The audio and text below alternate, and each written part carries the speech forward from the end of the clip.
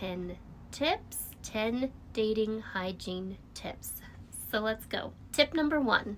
Tip number one is to take a bath. We talked about that yesterday, or we talked about this the other day, making sure that we shower before we put on our deodorant, but especially if you're getting ready to go out on a date, even if you've showered at the beginning of the day and you have an afternoon date or you have a dinner date, to make sure that you hop in the shower and you bathe, that you use some soap and water before you get ready to go out on your date. So that's tip number one, is to bathe.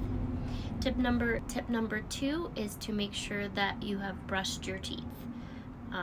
Tip number two is to make sure that you have brushed your teeth.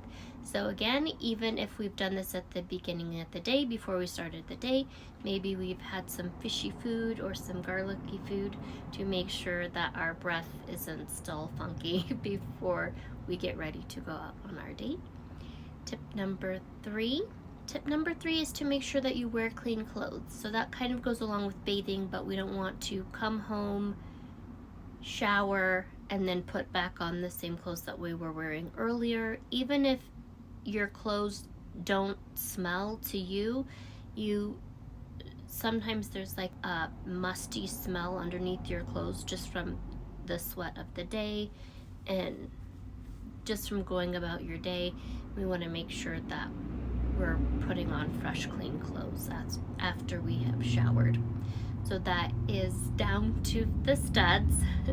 So that's, you take your shower with your soap and water.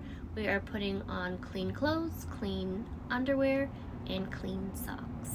That brings us to our next tip. Tip number 4 is to make sure that you clean under your nails before you get ready to go out on your date, especially if you have been outside.